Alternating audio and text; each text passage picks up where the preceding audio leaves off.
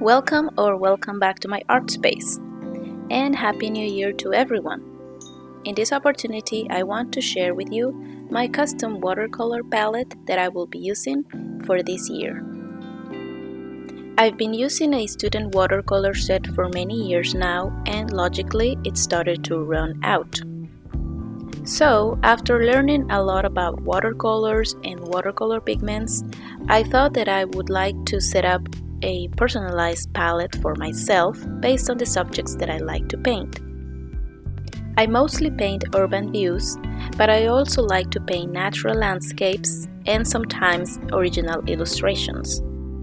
So I figured that the color palettes that I would need can be very different from each other each time. So I thought that I would like to have a palette that allows me to mix a lot of different colors for the different paintings that I do. So my palette consists of the staple pigments that are very good for mixing a wide variety of colors, like the basics warm and cold, reds, yellows, and blues, a very versatile green, a couple of earthy tones, and another couple of pigments that I got out of curiosity or thinking of a specific theme. Like the pigment Jaune Brilliant Dark in the first row. I got it for urban paintings because I think it would help me save some time in mixing colors for buildings. This green I think is my favorite green ever. It's a very versatile pigment and it mixes very well with other colors and allows me to create a very wide range of greens, going from the warmest green to the coolest green. So I really love it and I know that I will use it a lot. In fact, I started using it last year for an urban painting that I did, and it helped me reach the color for the dome in this building. I really liked this painting. I think it's one of my favorites from 2025. I'm leaving a blank space to add another blue later on. I'm just not sure which one yet. Maybe a Prussian or a cerulean blue. So if you have any suggestions, please let me know. The next one, I got it out of pure curiosity. I watched many reviews about different kinds of blue and this one caught my eye.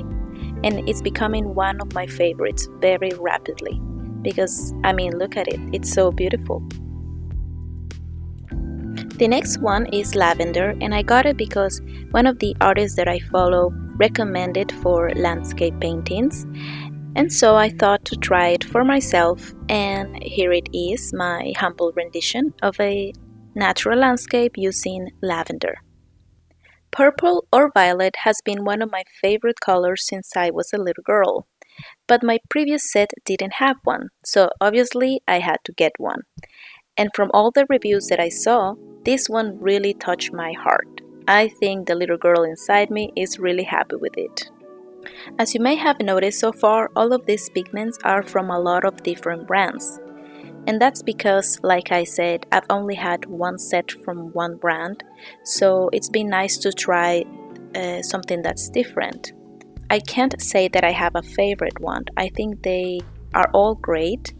They are very vibrant, they activate very quickly with the water, they are very rich in pigment.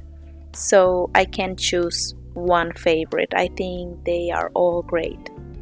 The next one I think is an underestimated pigment, and that is sepia.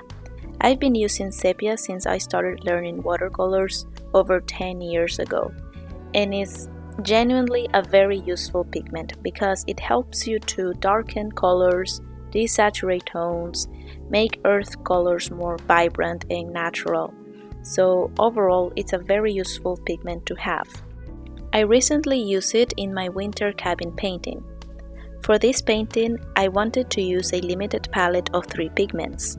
With sepia, I painted the forest, I toned down the red for the cabin, and I painted the road leading up to the cabin. As you can see, sepia is a very useful pigment, and I cannot imagine myself with a palette without it. The set that I used had a Payne's gray, and I used it a lot, but that one had a more blue tone. However, I've been enjoying using this one from Schminke that has a more neutral tone. For the last one, the battery in my camera gave up, so unfortunately I cannot show you the full swatch. But with this gold pigment, I created my Golden Zodiac collection of a few years ago, and more recently I used it for this Ursa Major illustration that goes along with the original Zodiac collection. This type of metallic and shiny pigments are really interesting to work with because they open the possibilities for so many different applications, and it's just fun to watch them shift colors as the lights go by. So that is all for this swatch card of my custom watercolor palette for 2026. If you want to see it in a bigger scale and more detail, I have it on my blog, which I have linked in the description of this video. And if you have any suggestions of colors or pigments that could go well with this palette, please don't hesitate to tell me in the comments. I have more paintings using this palette that I want to show you, so be sure to subscribe to my channel so you don't miss that. And as always, thank you so much for watching. I will see you in the next one. Bye!